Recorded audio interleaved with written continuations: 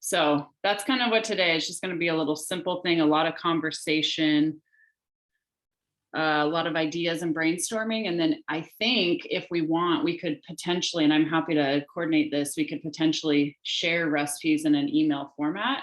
So if everybody has ideas or different things that they do with theirs, Susan, I hear you, I was as well. That's what I was hoping today would be about, was just a lot of community. And so we can work through some of those intimidations and that idea that, oh my gosh, my Instant Pot's going to blow up if I open it. So what other questions do we have? So Marilyn, I hope that answered that question.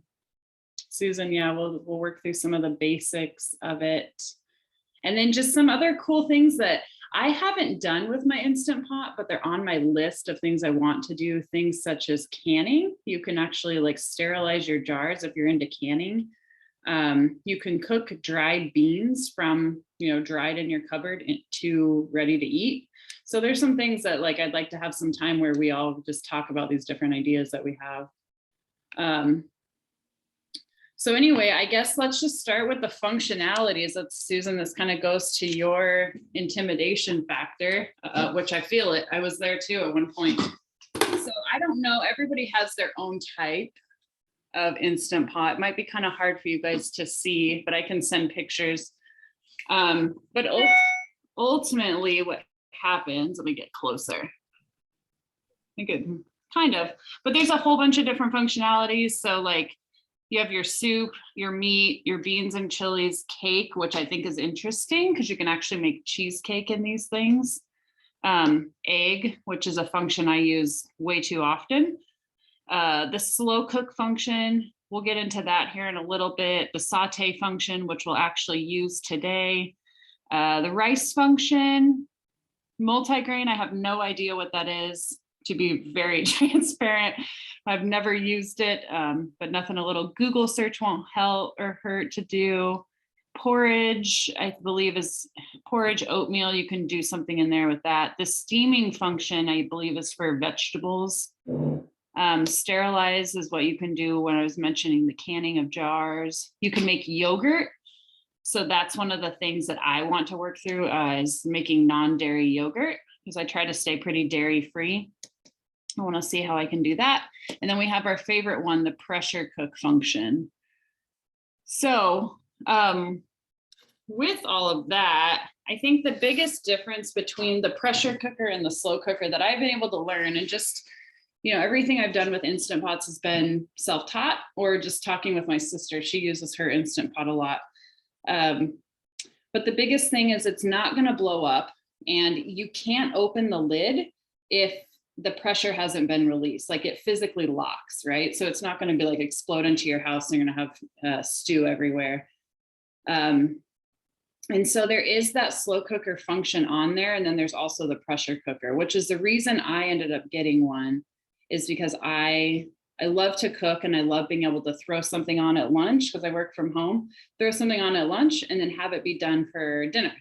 So you also, what's cool about the Instant Pot, and the biggest thing that I love, is that it's a one-stop shop for everything you need to do. You can saute in it, you can slow cook in it, you can pressure cook. And so depending on what you're doing and how you want to layer your meals together, you can just use all these different functions throughout your recipes. So and then the big thing is that when you're doing the pressure cooking on its own, there's a difference between the manual release and the natural release. And I have the lid right here. Oh, and I just realized I didn't introduce myself. I'm Tara. I'm a working member at the East Side Co-op. I'm there every other Monday night. I cashier, and then recently picked up produce shifts on Wednesday evening. So that's who I am. It's good to meet everybody. I know we probably don't have a lot of time to do introductions, but if you see me at the co-op, please say hi and introduce yourself. That would be great. Okay, so this little guy right here, this is what controls all the pressure in your Instant Pot. So when you have it on, you physically turn it You know, you like literally turn it on and then it hooks, and that's what helps build the pressure. And then if you're going to release the pressure, you turn it, and that's when it makes that really loud sound that scares everybody. I assure you it's just releasing the pressure, nothing too intimidating there. My cats run, they do not like it, but we're working through all that. So the biggest differences, I think, to know about the natural releasing and the manual releasing is if you do the natural release, so you'll see a recipe that says, let it naturally release for 5 minutes. That's essentially, the timer has stopped on the actual building of the pressure and the cooking, and it's just starting to release that pressure slowly. However, it's going to still cook your food. So for example, with rice, my boyfriend and I learned recently, if you do the natural release, you're actually still cooking it a lot longer and it makes it mushy. So just something to consider as whatever recipes you're finding or whatever things you're trying, that the natural release actually is just still cooking. Your manual release will just let all the pressure out and it speeds up the finishing of the cooking time. And the other thing to know too is this little silver thing here. This is actually, when it's down like this, so like I can see, I can put my finger in there. When it's down like that, that means there's no pressure. And if it pops up, that's when it means the pressure is built. And that is another way to know, like, okay, my Instant Pot is pressurized right now. It's doing everything it needs to do. So then if you were to move this, you know, where it needs to go, then it's going to start releasing that pressure. Once it's released completely, this is going to drop back down. So that was another gauge, especially when I first started using it. I was so nervous, like, oh my God, my thing's going to blow up and I'm going to have food all over my kitchen. But I just trust this thing and everything's good to go. And plus, you can't unlock it while the pressure is built. All right. Are there any questions now? Do we want anything that we're going to get into a little bit more stuff. So just let me know if there's anything that I've said now you want more clarification on.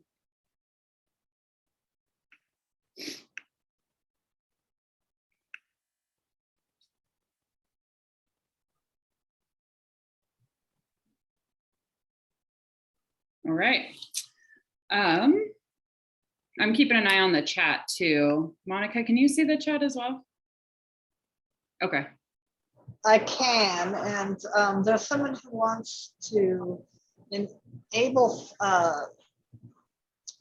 captioning, which I have closed caption enabled.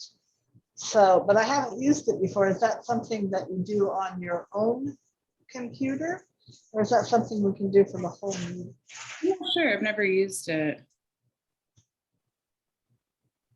I don't even know where to look on here. Well, I'm looking at the meeting settings and closed caption is enabled. Okay. Yeah, it is enabled, but I don't know what to do beyond that. Yeah, I'm not sure. We don't use Zoom at work either, so I'm not super familiar with the Zoom functionalities.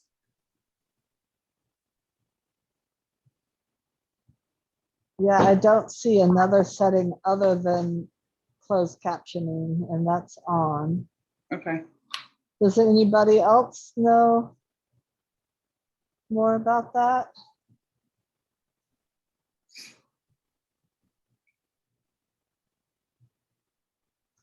Did you check captions in the main profile? I have them enabled under settings. Let me see if there's another place. My profile.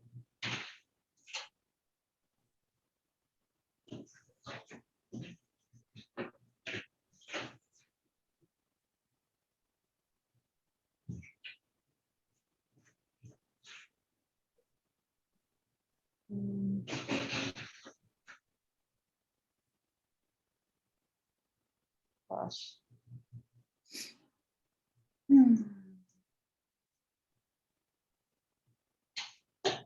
there we go.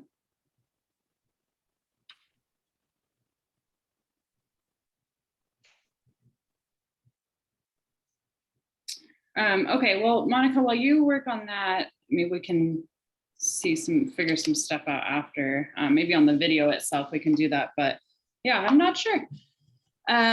So anyway, some other things you can do with your Instant Pot, and this is where I really wanted everyone's involvement because I am only limited to the knowledge that I have, but we all have used our Instant Pots in different ways. So some things like I had mentioned earlier, you can do with your Instant Pot, the dry beans, which I think is a really cool function because we made a chili one night and just threw the beans in there, pressure cooked them, and it makes them soft enough so you can eat them. So you don't have to go through the 24 hours of soaking if that's something you choose to do. The other most fascinating part to me is the frozen meat. So you can literally take, salmon or chicken, what have you, from your freezer, put it in the Instant Pot, and it cooks as if it's been thawing out. And so like with these chicken thighs I was going to do today, they were frozen a little while ago. And I just thought I didn't want to waste our time messing with the packaging and what have you. But I've tested it and I can assure you that it does work. Usually what it looks like is you add on like another, 2 to 3 minutes, depending on what you're cooking and depending if it's bone in or bone out. Kind of just drives how long your cooking time is going to be. What other stuff? Oh, the saute function. I think the saute function is probably my second favorite function on my Instant Pot. So like tonight, my boyfriend and I are going to make a pork roast, and we can sear it and saute it right here in the Instant Pot, and then flip it from there, add our red chili, add whatever it is that we're going to add, and then pressure cook it. And the greatest thing about the Instant Pot with the pressure cooking is it makes your meat super tender.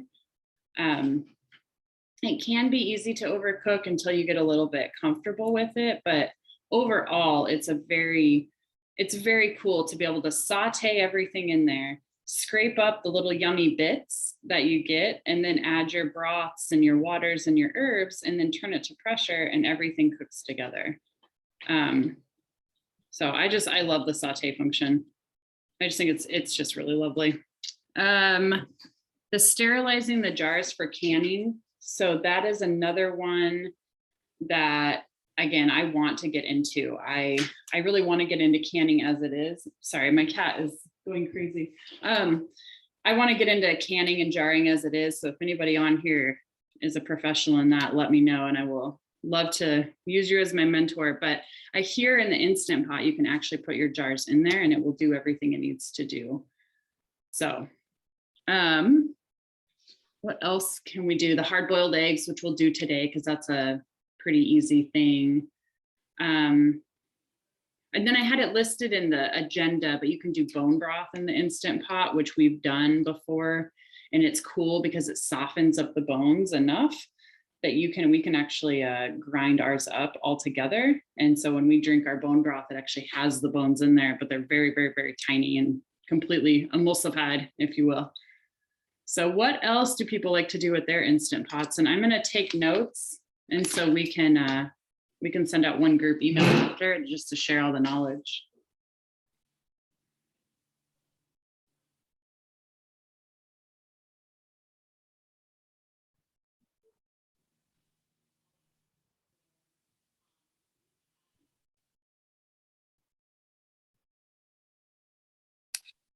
Anybody talking? I see like Jean's unmuted, Julie's unmuted.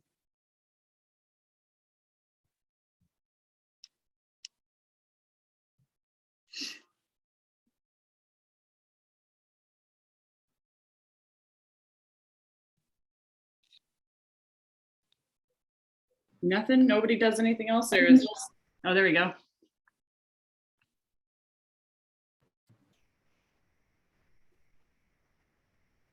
We're new to our Instapot, so we're just here to learn. We haven't tried out anything really yet. Okay, cool. No, I love it. And you did an artichoke, Marilyn. You just did the whole thing, like instead of steaming it? Awesome. Artichoke.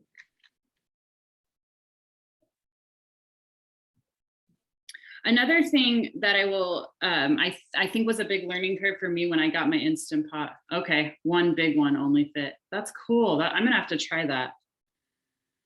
Jean said she's tried some soups so far and she's interested in cooking the dried beans. Awesome. Jean, I'll write it down and I'll pull some of the articles, the recipes I have for beans, just so we have more to choose from. Dried beans recipe. And then I'll also send along tonight too, is the pork roast that we're doing. So my boyfriend's from New Mexico and we do a lot of red chili when he cooks, which is delicious because we get it from Albuquerque. But the chili is really, really, really just phenomenal. And the pork roast, it's a big pork roast from one of the local butchers and it comes out very tender and just falls apart. It's amazing. Oh, so sorry, I got sidetracked. One of the greatest learnings I had, it took me a little bit, is vegetables. And I still don't have vegetables down.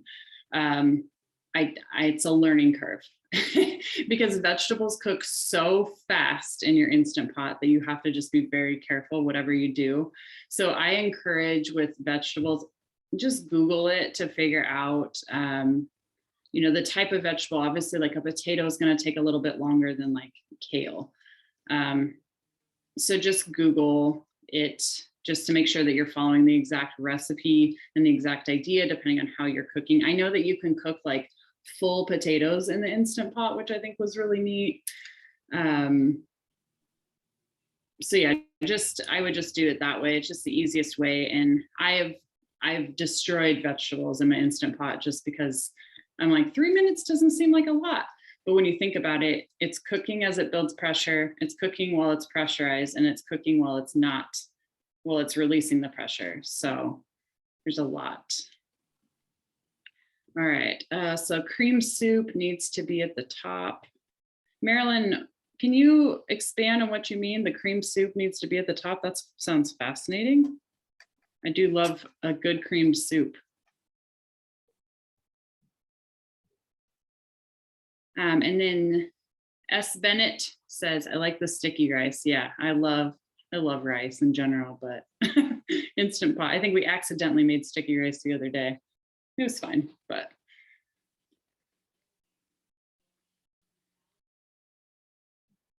I'm trying to think of what else we do in ours. Oh, my sister, I went to dinner with my sister last night. We were talking about this class. She does a thing called, egg roll, one pot egg roll or egg roll something. And basically it's just the innards of an egg roll. She does it all in her Instant Pot and she eats it way too often, she said. But it's a very, very inexpensive and easy thing to make in the Instant Pot. So I'll include that recipe as well for this group. So we have that. Has anybody on here ever made a cheesecake or use the yogurt function? I'm so curious about it. You can use reactions too to, thumbs up, thumbs down, smile, hearts, whatever.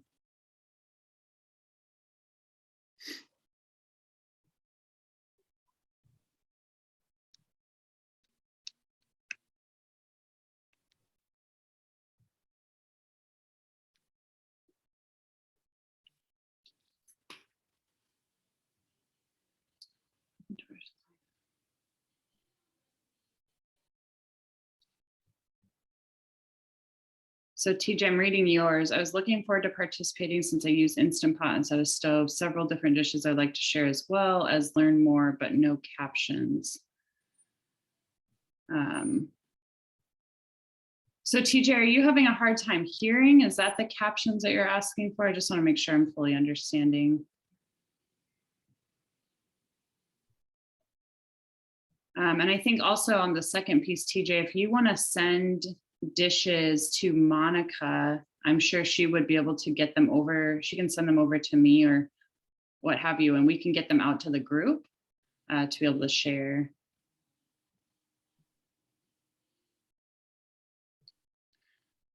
And then flan, yes, that's what I'm wondering, S. Bennett. I'm not sure what the first name is, but that's what I'm wondering is if that flan pan is the same as the cheesecake pan. It's like about this big and I don't know, probably about that deep. And that's, I know there's a whole bunch of different accessories you can buy for the Instant Pot. So I think when I was at Kohl's recently, was I at Kohl's? Yes, I was with my grandmother. They had a whole big box for like $75 of a variety of different things you could buy for the Instant Pot. I think some of them are unnecessary, but that's okay. I think they're cool anyway. So yeah, TJ, just to go back to that, if you want to send your different dishes over to Monica, we will work together to get those. We will work together to get those out to the group. Susan, yes, I am going to get started here on some chicken thighs here in a minute, and then we will do the eggs. Okay, Marilyn, milk or cream-based products will likely burn at the bottom. Gotcha. That makes a lot of sense to me. And then Susan, one thing I'll say is everybody is going to have a different Instant Pot. So I don't have one that has colors, which is okay. But again, I'm open, to building friendships outside of this class. So if everybody whoever wants to just reach out after, we can just start a little email chain conversation about the different functions. And maybe we can troubleshoot, Marilyn, what your colors mean and just go from there. Because mine just has and I'll show you when I turn it on, it just has little pictures that look like little cartoony steam things when the pressure is cooking. So, and I think I've had mine for like 5 years, so it's probably outdated at this point with the way technology moves. All right, well, let's move in and get some cooking done. Like I said, we'll do the chicken, get the chicken going because that's fun and easy to do. I'm trying, like I said, I think some of you might have missed it. You might have been here. I'm 6 feet tall, so trying to figure out how to be here and do the Instant Pot is a balance, but we'll make it through. Okay.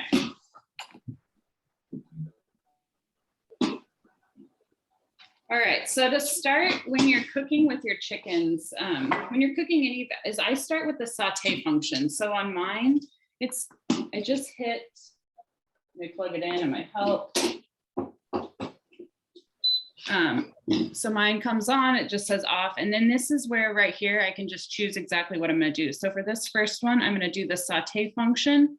It's going to come up with a time. I don't necessarily pay attention to the time on here unless you absolutely need to. For the purposes of cooking with the saute function for chicken, at least is, well, and most of your meat is, I'm just searing it for a couple of minutes just to get it brown and yummy. Then I'll add the water. We'll add the little trivet to lift our chicken up out of the water. Then we turn the pressure cooker on for 8 minutes, let it do its thing. So the saute for this is truly just to sear it.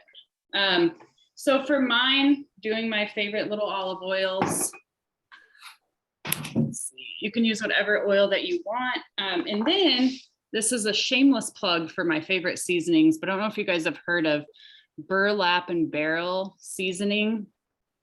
Again, I can send this out, but this is my favorite seasoning right now. Pretty obsessed with it, to be honest. But my boyfriend's mom sent us a box of seasonings for Christmas. And so this is what all I'm doing on mine is a little bit of these two mixed together and some olive oil. So you can just literally add your olive oil right into it. Let it heat up as if you're in a pan. This side, maybe this will help. Thanks for everybody's patience while we're working through this at-home life.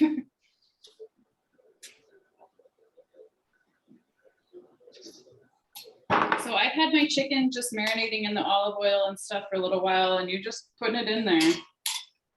I'm doing boneless, skinless chicken thighs just because that's what I had. But again, you can do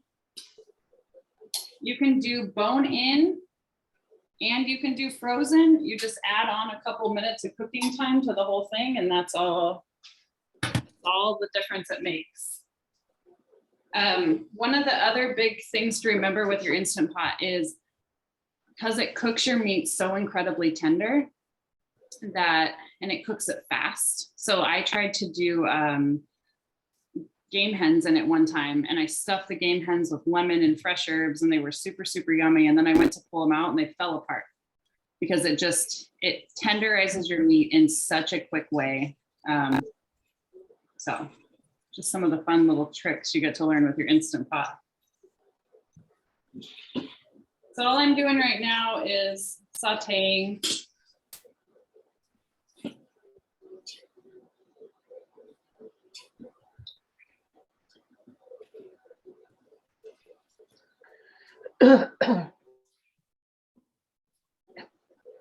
And so like I keep talking about the dinner that we're making tonight, and I would love to do something like that when we're if we can find a place where we can all get together, because I think it'd be really, really fun to do. And it takes a little while, but essentially with a pork roast, you sear it on all sides, and then you pull it out and you scrape up the bits from the bottom, and you add all of your broth and your waters and your seasonings to it.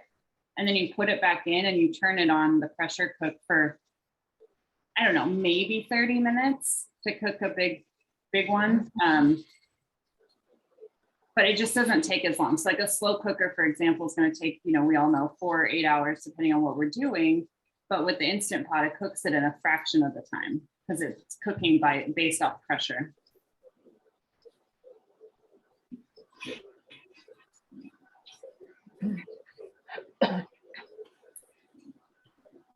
Oh, and one caveat too is you don't have to do the saute function for the chicken thighs. You can just throw it in on top of the trivet. I just like the taste that the saute function gives with all the little bits at the bottom.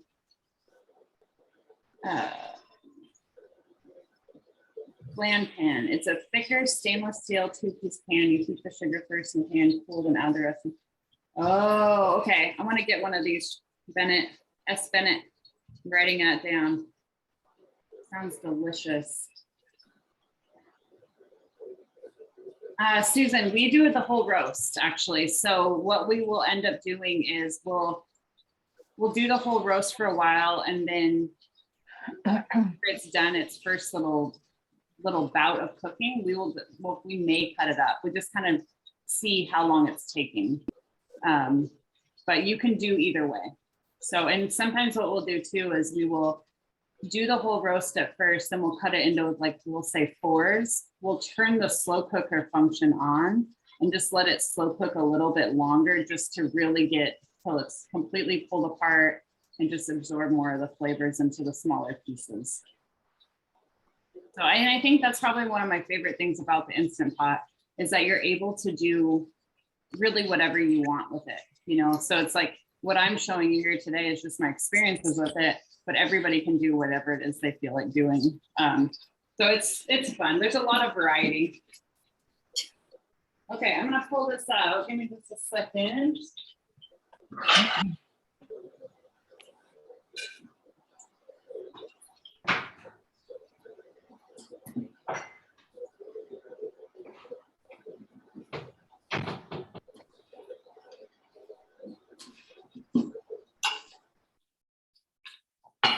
All right, so chicken is not, I'm gonna turn this off just so it stops cooking.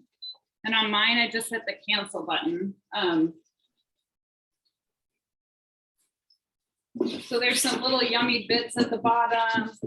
I tell you, they add so much flavor. I'm just scraping all the bits off the bottom, a little bit of the oil left in there, some chicken pieces.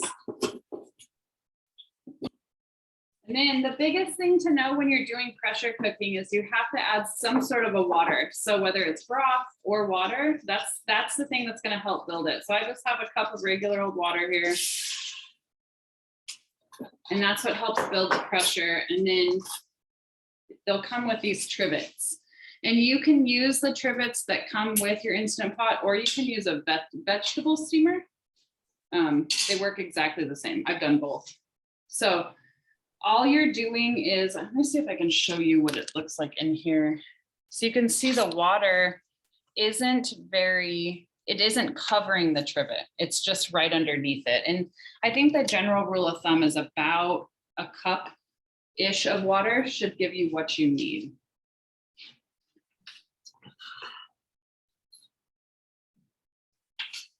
Add the chicken back.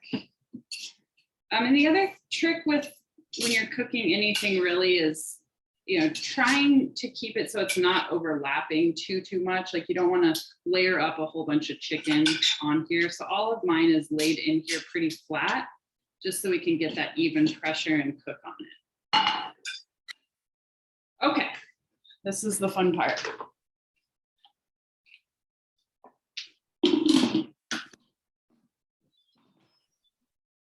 It seems to you very nice and pretty, and then you just lock it into place. Now again, do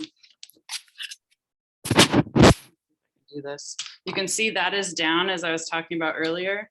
And this right now, mine says venting and sealing. I'm going to turn it to sealing and just make sure that it's good. And then right now there's no pressure, so that is down. So then for these chicken, for boneless, skinless chicken thighs, I usually do them, I push the timer for about 8 minutes. And essentially it's going to take about 3 to build up to the pressure that you want.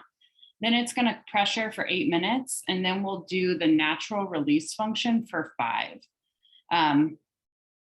Or excuse me, I'm sorry, it's flipped, 5 and 3. So it'll build up pressure for a couple minutes, cook for 8 minutes, and then we'll naturally release it for 3. Again, you can choose to, if you know that it's going to be done, whatever it is that you're cooking, you can manually release it, and it should be good to go. Okay, so on mine, you know, this is kind of hard to see. So you have like a pressure.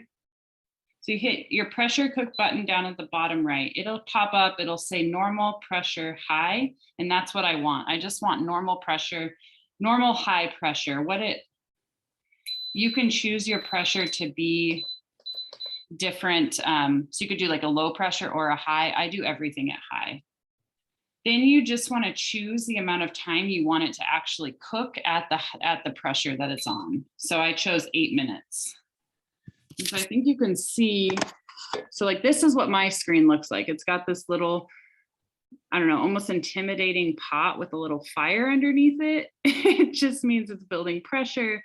I'm using the pressure function and it's on. And so I just truly let it sit for 8 minutes and then it will beep. And then that's when I will let it go for another couple minutes. Your timer will continue to go as you are, after the 8 minutes is over. So it'll still show you how long it's cooking. And so then you can check in to say like, okay, I'm gonna just let it naturally release for 3 and then I'll manually release it and then it'll take everything else out. Any questions so far?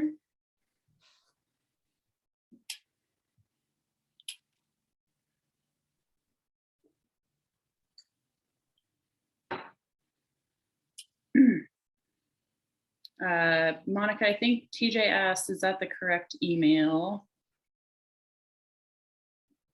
Yeah, we've been trying to figure out why I didn't get the email that TJ sent earlier asking for the closed captions. Okay. Okay, cool. Yeah, I would love to learn that too. I mean, you know, if people are interested in doing a series like this would be really fun to do, especially if we can find somewhere we can all get together. But I think it would be really cool because the Instant Pot can just be so, there's so many functionalities on it, you know, that it's like, this isn't a one and done type of class. Like I can share now and then maybe another time somebody else can take control and share what they want to cook. So I have a question. Yeah. So this goes to my earlier question. I think that is what has always confused me whenever I've tried to use this is the cooking time. So it has time to build and it's one color in the little screen on mine. Then the actual cook time, but then it changes color, but it keeps timing. And so that's the natural release. Yeah. Yeah. And then, yep. So on my, like on the little recipe card that came with my Instant Pot, it doesn't tell me how long to natural release. And that could just go on forever on the Instapot. Yeah. So Yeah. how would I know? I think it's recipe dependent. So I always just, whatever recipe I use, I look for that lingo, and it should say manually release it after it's done or naturally release it for 3 minutes. Okay. For example, like on ours, we're going to do a natural release for 3. Okay, thank you. That helps clear it up a bit. Yeah, you know, I remember when I first got this thing, my sister bought it for me. She was so excited, and I was like, I don't want that in my house. I'm terrified. You know, the thing seems scary. And so I started familiarizing myself and reading horror stories, essentially just from pressure cookers in the past. And I think the technology has come a long way. And so I think the fact that you can't open it while it's pressurized is a huge one. I think familiarizing yourself with, like you've done with those smaller things of like, what is the difference between a natural and a manual release? And, you know, what's my role in all of that? It just helps. It helped me ease into not be as scared of it, for sure. Oh, and there's some other things with the Instant Pot. Mine's getting close to being it, is your little, inside the lid, there's the seal that it actually absorbs the smells of what you're cooking. And so every once in a while, you do actually have to buy a new one. You don't have to, it's recommended strongly, because it will absorb the flavors of everything that you cook. So we do a lot of New Mexican cooking in ours. And so we'll make rice for, you know, some whatever Asian dish we're making one day, and it'll have the flavor of the New Mexican chili that we use. So I think that's really the biggest piece of maintenance on it. But I mean, like I said, I've had mine for a couple years and I haven't changed it yet. So. Okay, so mine just beeped, and now it is on the 8 minutes. And so it just beeped, and for me, it switches over and it looks just a smidge different. And that means now that it's actually cooking. And our little friend here has risen up. You can see that. Another piece of troubleshooting I learned with mine, and it was just doing it a second ago, so it made me think about it, is because I probably need to buy a new seal, is if you hear it like bubbling or making like a little whistling noise, it just means the seal isn't completely, because seal isn't sealed. And all I do is give mine a little push and it usually seals it right up. Because you need that really good seal to create the pressure inside of the pot. So, let's talk.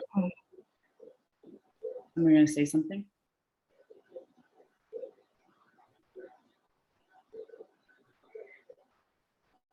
Okay, TJ, thanks for that, for the captions. That's going to be really helpful. And then after cooking, always turn my lid upside down on the counter after cleanup, putting the, I think there might have got cut off there.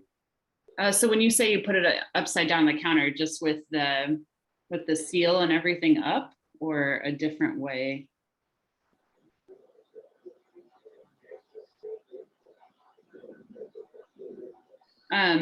So feel free to type that whenever you have a second. What else do people do with their Instant Pot? I think we could probably use this time to, let's talk through bone broth, actually. I think the bone broth it was the one that scared me quite a bit. And then we figured out how to do it, and it's been really fun. So, you know, as we all know, bone broth is super great, yummy and healthy, but it can be crazy expensive at the store, at the co-op, anywhere. You know, it's just an expensive thing to buy.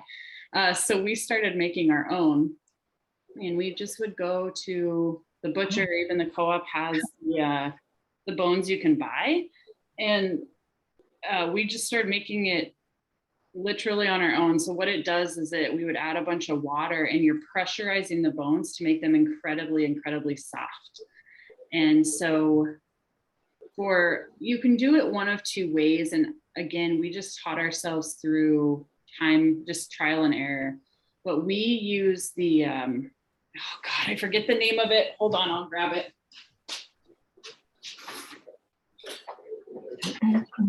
this thing. So we pressurize the heck out of our bones, get them really, really, really soft, add all the vegetables, let it just kind of cook for a little while. And then we use the immersion blender to get the bones completely all mashed up. And so that's how we make our bone broth, but it is so great and it tastes so delicious, and you have full control over, the types of bones that you put in it, whatever flavor you want to make. I was inspired by I don't know if you've had the Kettle and Fire turmeric bone broth, is some of the best bone broth I've ever had. And so we tried to make a type that was similar to that. We've just done standard. We made, I'll tell you a quick little story. For Thanksgiving, we got a 35-pound turkey for $10 from a local butcher. You don't ever need that big of a turkey, just as an FYI, ever. It was quite a story. But anyway, we took the turkey from that, and we, the turkey and all the bits and everything after we attempted to cook that turkey, and we made that into a bone broth. And then we went camping the weekend after Thanksgiving, and we took the bone broth with us camping. And it was so delicious to be in the middle of the pouring down rain. We were up in Clayloft, and we were just having the time of our lives. We were soaking wet, but we were so warm and comforted by this homemade bone broth that we made from this turkey. And it had all the flavors of Thanksgiving, and oh God, it was so good, so good. So chicken has about 4 minutes left. So what else we want to talk through? So some ideas I had for future classes or just discussions, and these are some things that I'm going to, oh, go ahead.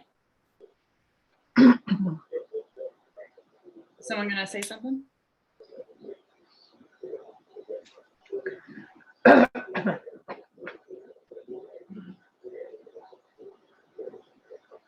No? Okay. Some ideas I had for future classes, just stuff that I would love to do together to learn from people, is the non-dairy milks. Because like I said, I drink a lot of non-dairy milk, but I'm just kind of tired of everything, all the crap that's put into it to make it non-dairy. So I was researching like cashew milk and oat milk. I think they're pretty easy to do, and they can be done in the Instant Pot. And I think, Monica, correct me if I'm wrong, but didn't somebody else do a class recently where they did non-dairy milks?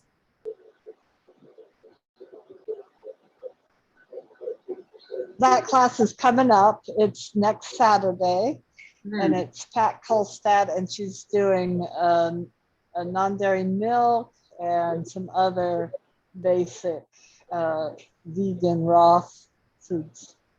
Okay, I'll try to make it. I'm going to be in Alaska next week, but I'll whatever. My dad and I aren't getting into too much trouble. I'll try and make it. Yeah, I'm so curious about non-dairy milks, and if I can, lessen the trash that I'm buying and not have to drink a bunch of rapeseed oil, and I'm just tired of all the stuff that goes into our food on the regular. But so non-dairy milks are a big thing of mine that I want to do. And then like the cheesecake, I think the cheesecake, even if I can't do a lot of dairy, like just to make a cheesecake in an Instant Pot sounds fascinating to me. The other, like I've talked about a few times throughout the class, is like the one pot functionality of the Instant Pot is my favorite thing. That, I can take a pork roast tonight and I can make it into a meal and only have to use this one piece of equipment is the greatest thing ever. And then what I've done with like stews, I made a really good soup. I just had a whole bunch of vegetables I needed to make, is I used the saute function to cook the chicken. And then I, did everything that we're doing right now. Then I added all the chicken broth with the herbs and just let that slow cook. And then I added the vegetables slowly. And so like when I added some of the harder vegetables, carrots, potatoes, I pressure cook those, but you only have to pressure cook them for like 2 minutes. They cook so incredibly fast. Then we got done with that. And then I just started adding stuff into it, and it just cooked within the thing, but I didn't have to turn on the pressure cook again. I didn't have to turn on the slow cook function. 3 minutes left. So that's I think one of the greatest things about the Instant Pot is just that you can do so much in the one thing. So I think this is probably, see, mine doesn't change colors, but now it just says 00. It just has this little temperature thing on here. So now it's just automatically begins its natural release. And you don't hear anything. You don't hear it till we actually do the manual, and then it gets really loud and obnoxious. But right now but it's still counting down. So I can keep an eye on at 3 minutes. I'll mute my things, but all don't have to hear it because it's loud. And we can just finish it off by doing the manual. What else? Yeah, what else would you guys like to do? Would you guys like to do a quarterly class or quarterly get together where we share ideas, or maybe we start an email distribution list? Okay, TJ, yeah, we will absolutely figure out the closed captioning and try to get some email communication going from there. Leah, Charlotte, you all are interested. Kim, comedy sketch from a local family about Instant Pot. Oh gosh, it's probably great. We'll have to watch that one. We'll include that in the email as well. Monica, is there a way to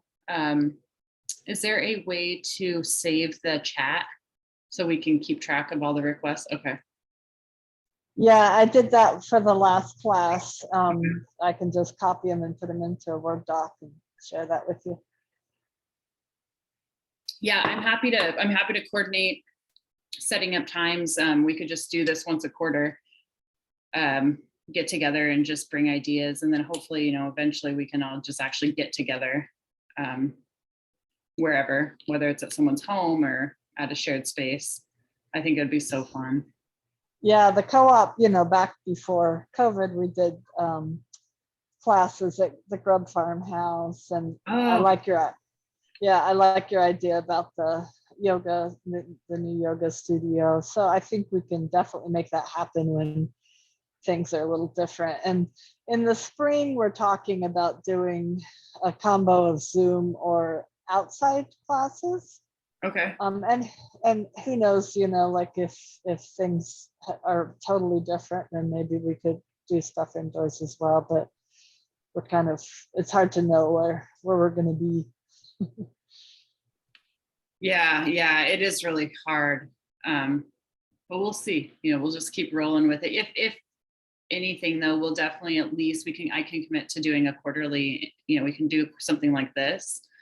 And if there's, it's the first time I've ever done anything like this. I have zero training. So if there is anything you all need going forward that would make this a little bit more interactive, or layout or what have you, just let us know, and we could definitely try to accommodate learning alongside you guys. When this whole idea of this class came about, because I was cashiering one night. I just moved here.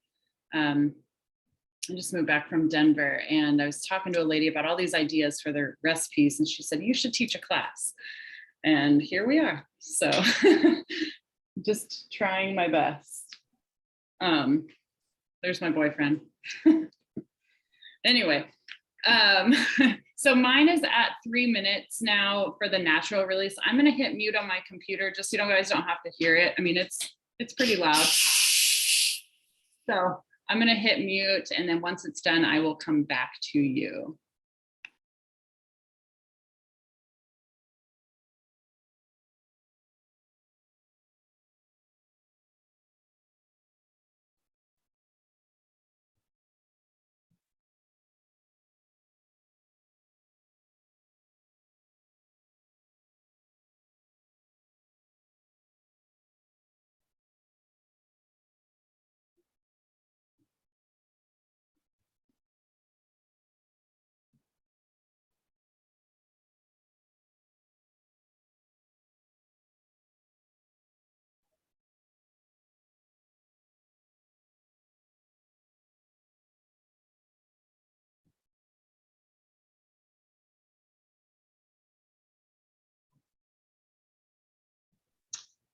Thanks for sharing all the resources, everyone. I would love to hear more about that flan. That sounds delicious. I know that one sounds so good. Okay, so the natural release is done, the manual release is done, and you can see the little silver thing has dropped back down. That means all the pressure has released, everything is safe, we're not gonna blow up. So we're moving along, moving and shaking. All right. Mine sings, it's so dramatic. Does everybody else's do that? I always think it's very cute. I'm like, oh, your food's done. All right. So just about, you can see there it is. Just some simple, yummy chicken thighs. And this is another reason I love the Instant Pot, because I can take this flavor now from the water that I added and from the chicken cooking and all the seasonings and leave it in there. I can pull the chicken out, pull the trivet out and leave it in there and just build my soup or my pork roast or what have you from here. I love it. You haven't heard me say it a few times. I'm a big fan of this little tool.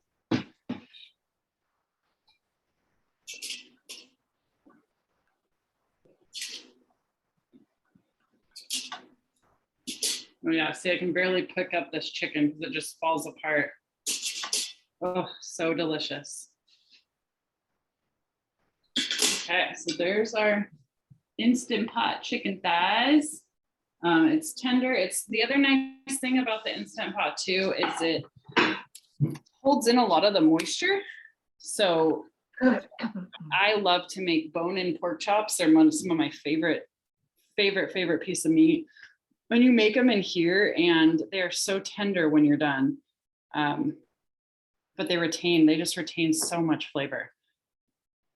So that's kind of how the main like meat function of it works. Like I said, now there's all this sauce in there, you know, so I'll probably save this and we'll use it tonight.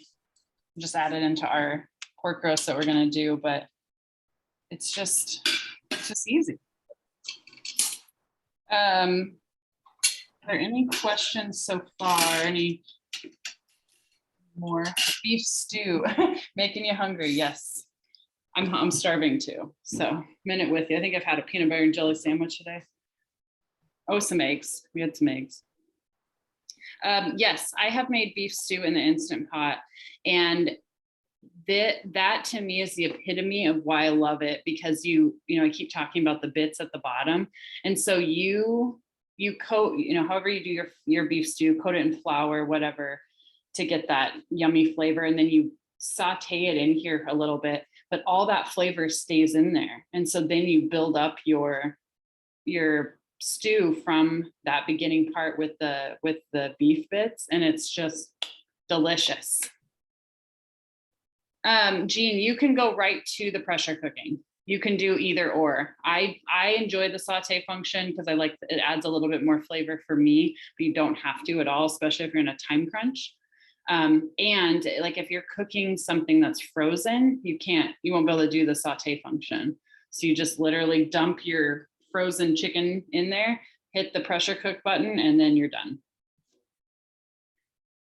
Mississippi pot roast. No. Should I have a recipe for that? Sounds yummy. Okay.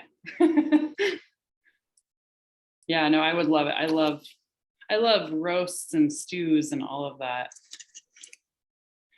Jean, another thing to add on to with the saute function is you like if you use it as like you're searing, you know, so if you're cooking something in the recipe calls to sear in a stovetop pan, that's what the saute function is good for as well, is to sear it all in here, keep all your flavor, your meat, everything that you have in there. It's just kind of what I use the saute function for. I've also done like breakfast in here, and so you can use the saute function for like sausage, and then throw your eggs in there and scramble them, you know, just keep them moving around. They stick a little bit, but it's okay. You know, they're good, so it's not the end of the world. You could then add your potatoes in. I don't know, now I'm just brainstorming ideas. Like, could you just add potatoes in and then just make like a yummy casserole? I have no idea, but So yeah, Jean, we will saute, we'll use the saute function tonight with the roast, just to get that really good sear on it. Then we'll add the water, the trivet, and we'll put it in there, and then we'll let it just cook like that for a good chunk of time, 30 minutes. But it's crazy to me that you can cook an entire roast in, 30 minutes or less. And it's all because of that pressure. All right, what else? I'm gonna move you all here while I wash this so we can make some eggs.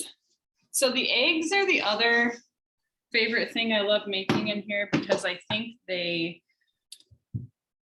peel apart so perfectly. And somebody had told me at the beginning how delicious they were, and I didn't believe them until I made them, and then I realized that they are just incredible. There's just, the shell comes right off.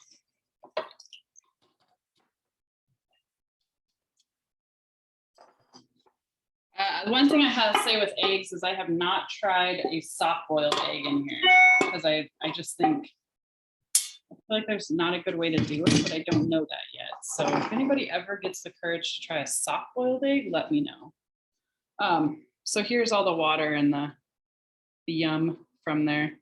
So you can see all the bits are in there, like so much we could do with this leftover flavor.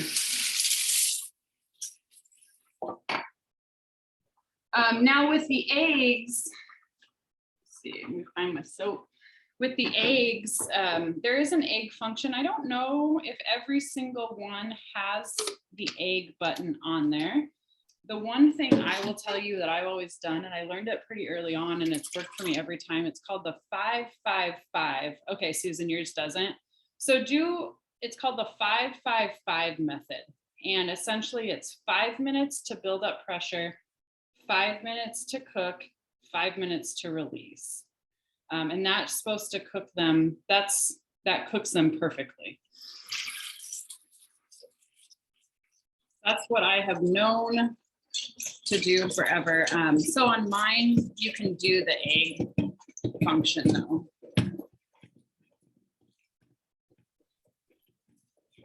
And the biggest thing when you're doing your eggs is just making sure that yours doesn't either, Monica, okay. Is just to make sure with all your pressure cooking, you add that liquid. The one cool thing about Instant Pots is if you don't add the liquid, or your thing doesn't have enough liquid to build up the pressure, it'll say burn, or it'll give you some sort of a warning message. It says like, hey, I cannot build up the pressure the way you want me to. So you got to do something about it. And I learned a lot of that from not adding enough water.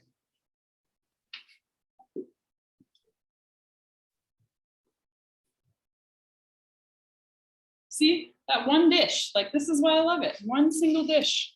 Okay, well, maybe a spatula, but one dish, dinner is done. Sorry, hopefully I'm not making you nauseous. Southern boil, potatoes. Oh my gosh, I'm so hungry. Southern boil, potatoes, corn, sausage, etc. Cook, quick release. Add thawed shrimp last. Set for 1 minute more, quick release. Oh my gosh. That sounds so good. We should make, is this not the long-term dream? We could make a co-op Instant Pot cookbook. I think this would be so fun to do.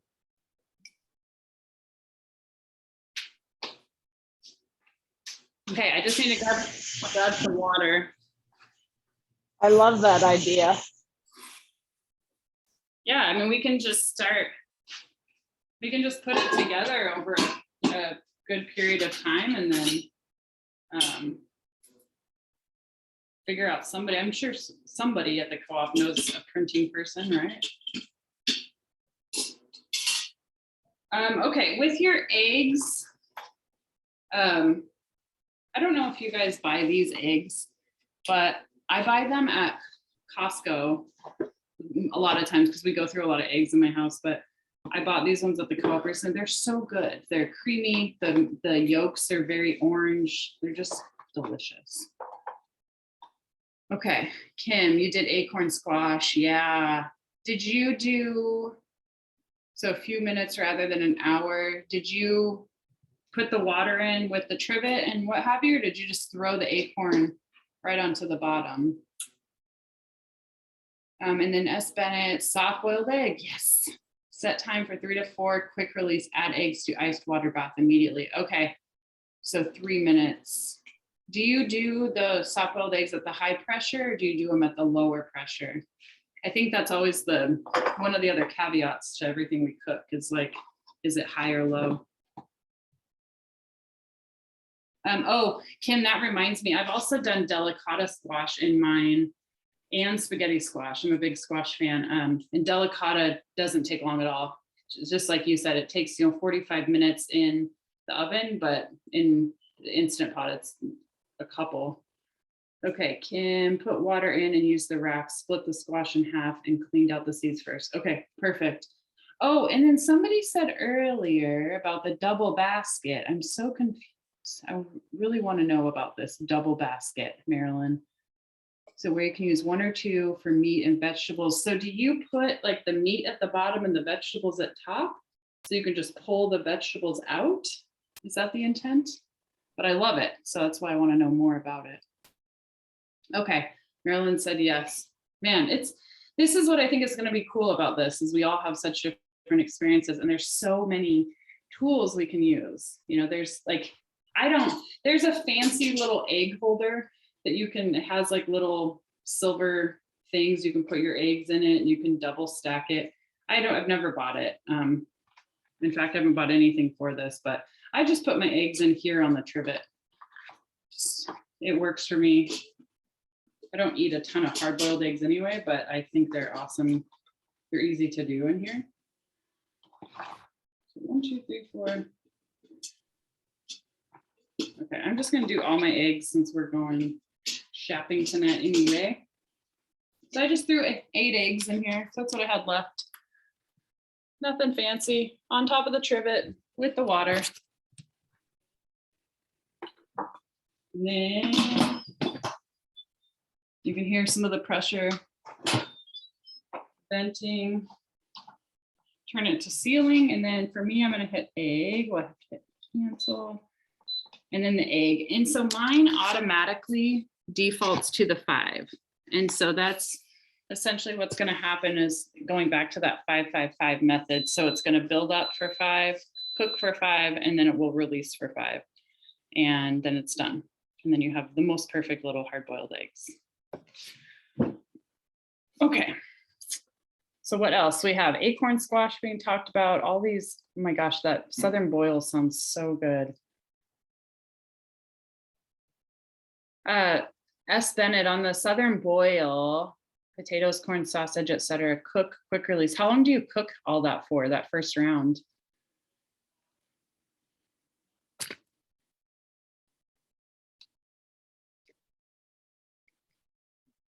And then I'm curious, but these Mississippi pot roasts, I wonder, what are they? They sound so good.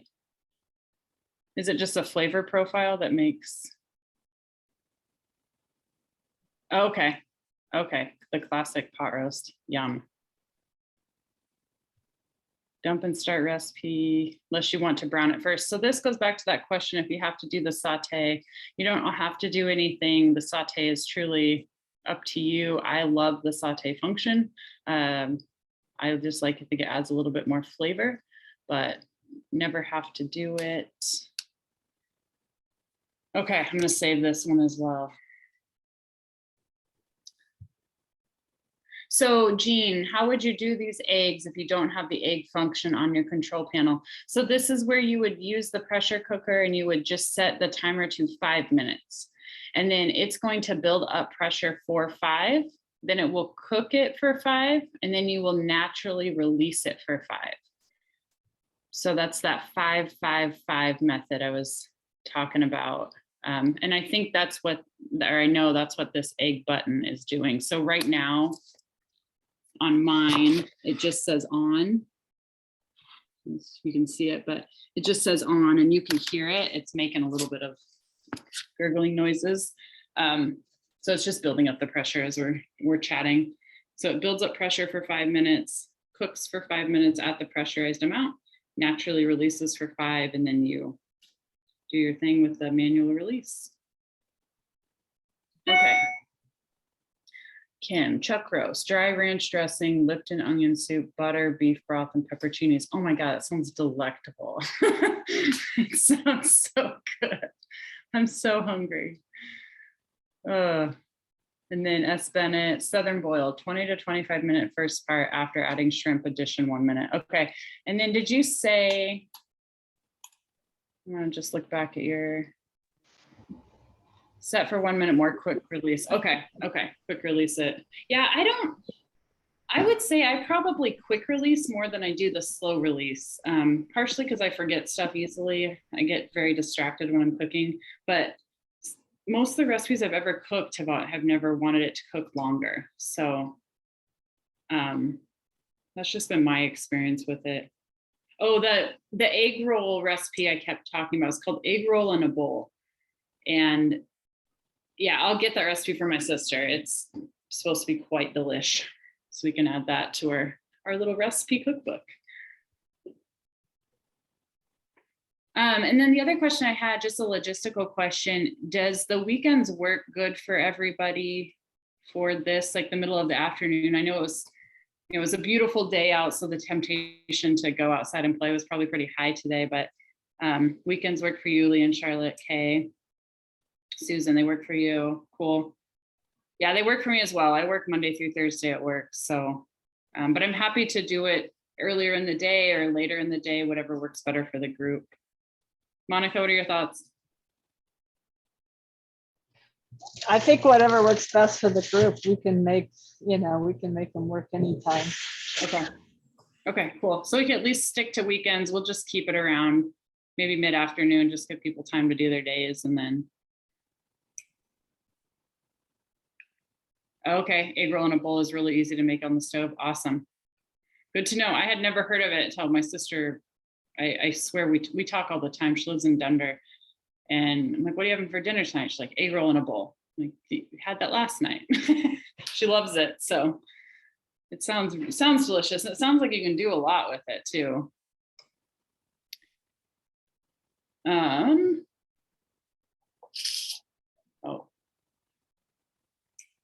The one thing I will say, you eat it about every other week, Kim. That's awesome. I need to get on this bandwagon. The other thing, when you release the pressure from your Instant Pot, which I'm sure you've all noticed, is it's hot.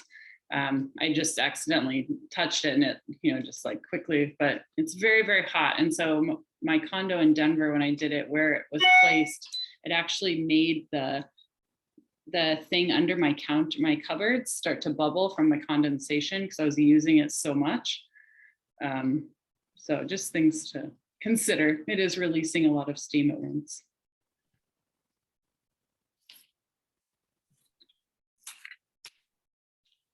Trying to think what else is on here. Rice. Oh, does anybody have the Instant Pot, the Duo Plus? That's what I have, and it has this multi-grain function. I just haven't put any effort into figuring out what it is, but it sounds interesting.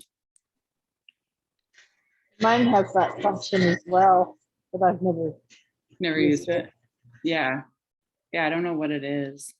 The other thing I really like about this is that I do get that slow cook option on here. And so, because not everything I need to cook in 20 minutes or less, sometimes I want that whatever to smell throughout the day. Oh, you throw a dish towel over it, Kim? Yeah, super smart.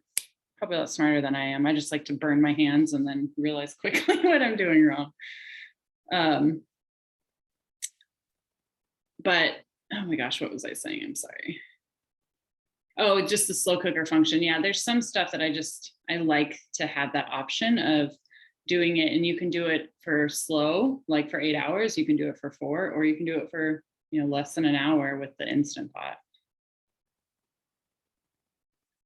Is there any other concerns or stuff that people have that they're not sure about? We could also talk through some of those and see if the group has collective ideas.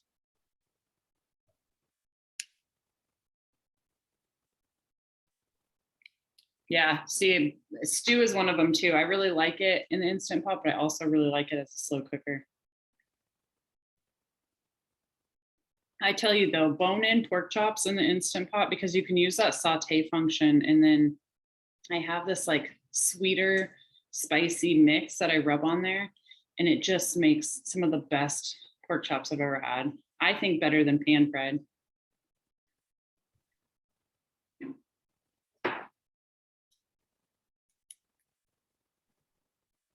It's got about 3 minutes left on the actual pressure cooking spot.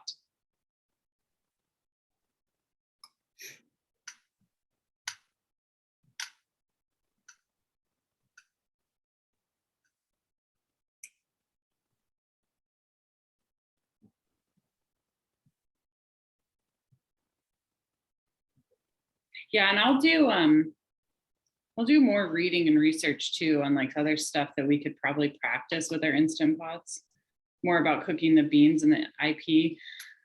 So Kim, what we've done is you just add a little water, and you could probably find different recipes for it, but I think the main premise to walk away with is you add the water and you just take your beans directly, pour them right in, and then pressure cook them. And the process of that pressure cooking is what mimics if you were to soak them overnight. And so again, just, you know, whatever recipe you find, just follow that one, because I don't want to give times out and then screw everything up. But I think the main idea is just making sure you put that water in there, put your beans in there, and pressure cook them. Mine actually has a bean function on it. So gigante beans. So I would imagine that whatever recipe you find will be able to tell you that. But we could also, you know, as we start developing this quarterly group session out a little more, we could try beans together also, and just see how the different ones cook, because maybe lima beans cook different than kidney beans or gigante beans. Susan, I have never even heard of those. So I do not know. They sound good. Are they actually giant?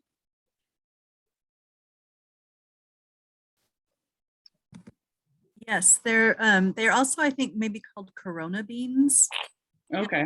I have a really yummy recipe that I've done on the stovetop with them, with olive oil and lemon and herbs. They take a really long time, and I found that they don't cook very evenly. And I was hoping that in Instapot they would turn out be done more evenly and more creamy. Yeah. Yeah, let's try it. I mean, I'm all for trying all this stuff out. I think it'd be really I'm curious, Tara, how long beans take normally, like a more regular sized bean. Yeah, I mean, whenever I've done them, so I always soak mine for 24 hours and then soak mine for 24, then I cook them on the stove. And I mean, they take a while, you know, and so in our Instant Pot, like they took no more than 10 minutes, you know, to get them mushy. Because like for me, I like to cook them al dente, because then I'm going to put them into a stew or a chili or a soup, what have you. And so I don't want to fully cook them at the beginning. I just want to soften them up.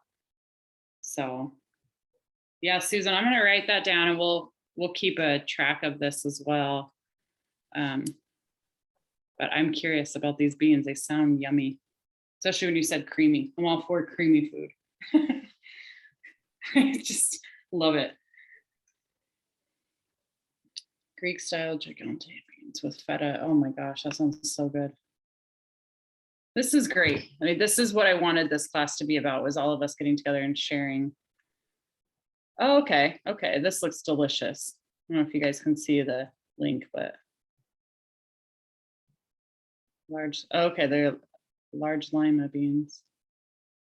You know, funny story about lima beans. When I was a kid, maybe I had some trauma from childhood. I would not touch lima beans.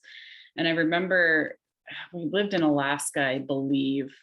My mom would try to make me eat this bowl of lima beans, and I was just so disgusted by them that I didn't eat them probably till their last couple of years.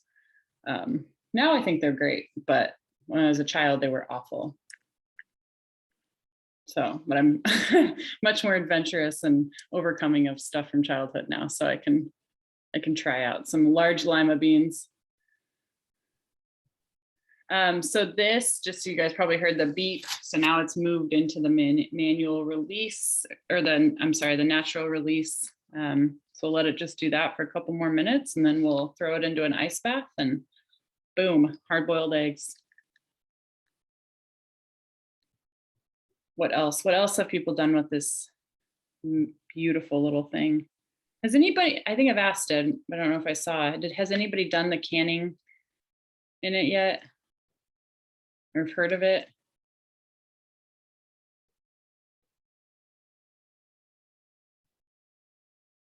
No, okay. Well, we can try. I've done a lot of canning in my life, but not with the Instapot. Really? Well, I'm gonna pick your brain, Monica, when I get ready to start diving. I just desperately want to learn. And I feel overwhelmed when I go to learn something new like that, because there's so many different ways you can do it. Probably similar to the Instant Pot, you know, you feel very overwhelmed at first, and then you find a little mentor and a friend that can hold your hand through the thing, and it seems to be okay.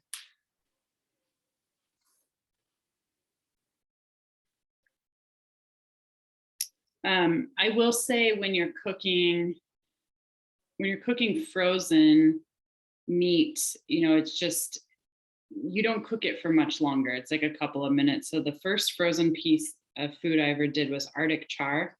I don't know if you guys know that fish, but it's one of my favorite fishes ever, because it's a really good fish between a salmon and a trout, and I love both of those equally. So anyway, I did it frozen, and it's just a little 6-ounce portion, nothing wild, and cooked it for just a couple minutes. And so it went from frozen to edible in less than 5 minutes because of the Instant Pot. And that's really what kind of blew me away with this little gadget that we have. I've never tried anything bigger.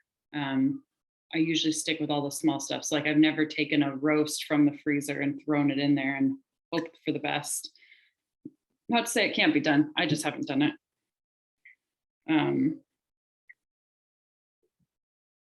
So yeah.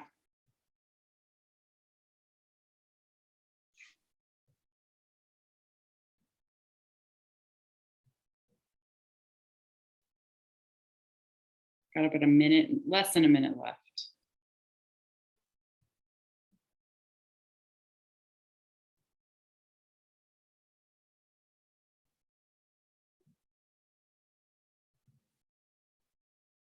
Has anybody, besides the sticky rice mentioned, regular rice, has anybody figured out the magic of regular rice? Because I threw out my rice cooker forever when I got this beautiful thing, because I thought it would do it. I cannot get rice down though perfectly.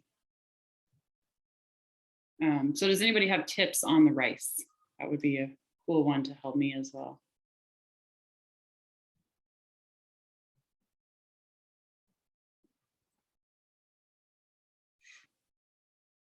And then Jean, turns out there are lots of online recipes for cooking beans with the Instant Pot, for example, garbanzo beans.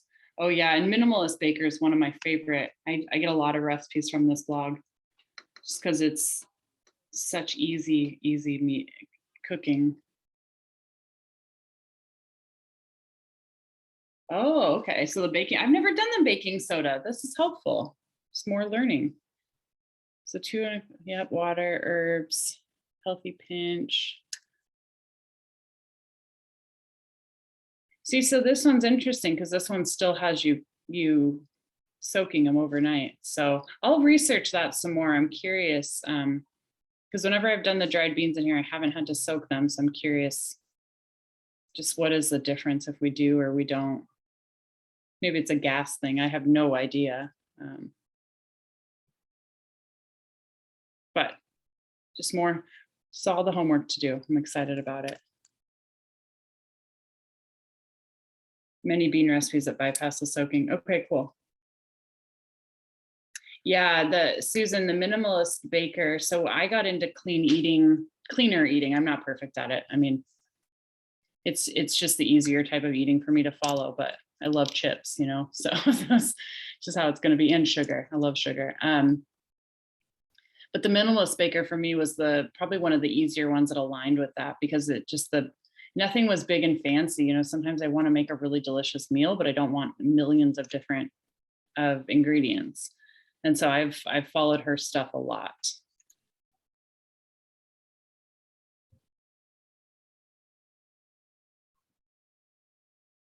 So yeah, I will pull, I have a bunch of recipes saved for Instant Pot cooking too, that I can, you know, again, we can create some sort of a email chain, or Monica and I will sort out the logistics of that. And I can send along some of the recipes I've used for different stuff. A lot of the things, you know, we do in the Instant Pot, like they just are going to take a while. Like, so that's why I just kept it pretty simple today. Let's kick it off. Let's see how we want this to go. And then we can build on it from here. And if we want to have like a theme for the next class, or something that somebody's dying to try, we can all try it together.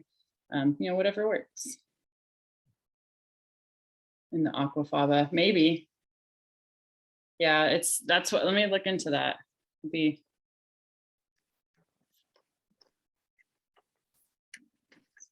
I'm just taking lots of notes. Yep. Yeah, we can take note. I mean, the nice thing, mine are at 7 too. Thanks, Leah. We got to chatting. I'm going to put this on mute, but I think the biggest thing is like with hard-boiled eggs, you can't really overcook them too much longer. So yeah, let's go ahead. I'm going to mute and we can release. Appreciate you, Leah and Charlotte.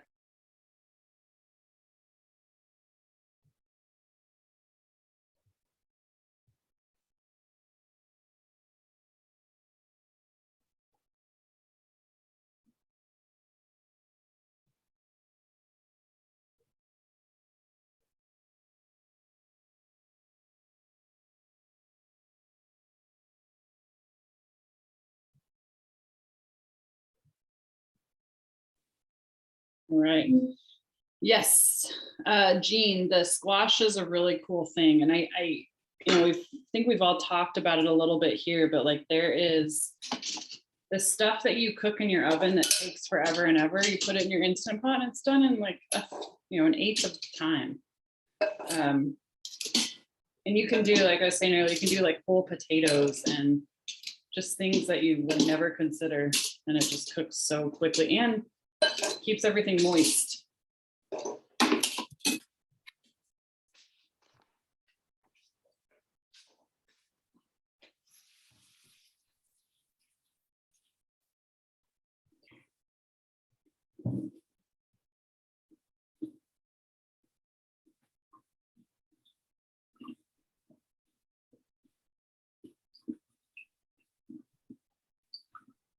I also don't know if you all are using, I just threw my eggs into water, by the way.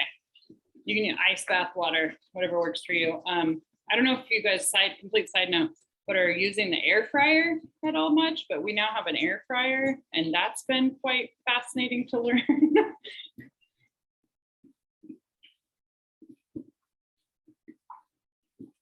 But there's just like, huh?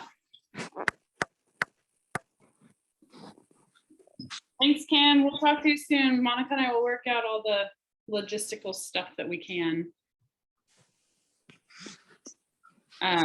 Yeah, the air fryer is just fascinating.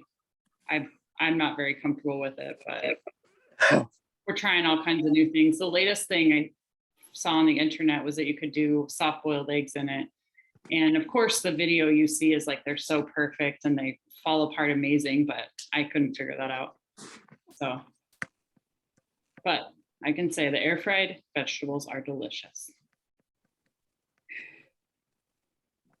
We just got a toaster oven with an air fryer setting. So yeah, it's been interesting to make potatoes and things. Yeah, us Bennett, I like to partially cook or reheat in the microwave to finish up in the air. Yeah, that's one of the cool things about it. Is like you can reheat French fries and it actually makes them crispy again. The other thing we've done recently is kale chips. So if we have a bunch of kale we need to cook up, we just throw them in there with a little olive oil and seasoning salt and fry them for a couple minutes and they're delicious. So, well, that's what I had. Now we know it takes about an hour and a half for it. So I appreciate everyone's patience. I kind of had a rough idea of how I wanted it to go and it it went that way. And so I'm really appreciative of everybody joining. Any final thoughts before we all jump off and get back to our days?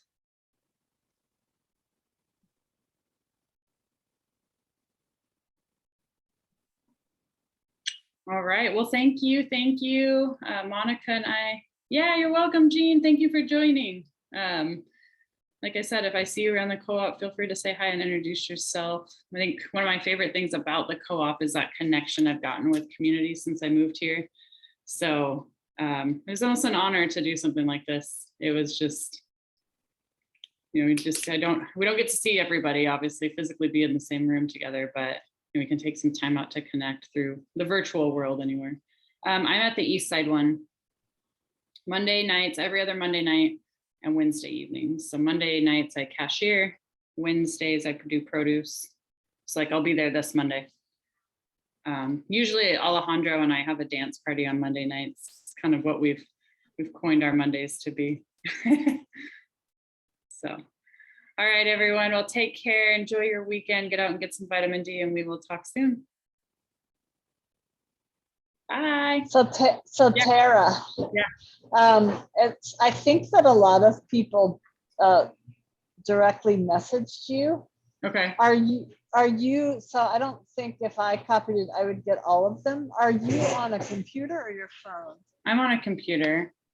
Okay, so why don't you try this? So go to the chat and see if you can just select the whole thing and copy it. Yeah, the only ones I saw that were direct messages were from TJ. Oh, okay. And the rest of them looked like they were all to everyone. Oh, okay. Well, that's good. Well, go ahead and give it a try because I'm on my phone. So Okay.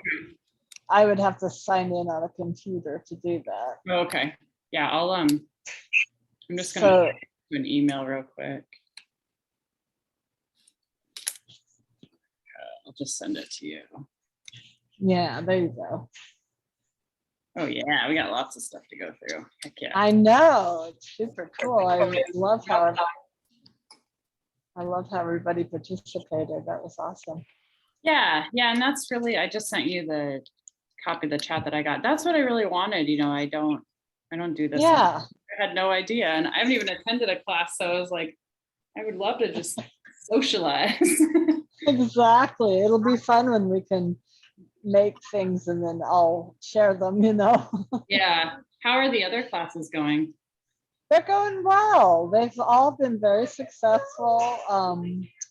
And interaction and cooking, and you know, there's something to be said for being in your own kitchen and not having to travel. And we had people from all over the country at our last one. Oh, cool. Yeah, because Eventbrite promotes it as well. So who does? Eventbrite that we go through. That's cool. So people see it on there and take it. So I don't know, you may have had folks from other places too, but yeah, so that's been really cool. And then, you know, but nothing really takes place of sharing food together. Yeah, no, it's really cool. I love, I mean, I think if anything, like the pandemic has at least taught people how to connect regardless if they physically can't be together. So right, in other ways, for sure. Okay, well, if you sent that to me and we've got it captured and secure. Yeah, we can just work on it over the next couple of weeks. I'm going to be out of town Thursday through Monday. I work full time volunteering. So yeah, I'll work on it over the next couple of weeks, kind of piece it apart, and then we can pick another date to set up a quarterly. I love it. I love it. I too. like Me that too. idea so much. I think it'll be cool to see how it comes together, you know, especially with different people bringing their ideas and recipes. And then I just think that'd be really fun. You know, maybe it's such a fun idea from the classes, you know, the community. Yeah, and maybe, you know, I mean, just brainstorming ideas, but maybe we could do like a donation based of the cookbook and like donate it to a local nonprofit or something.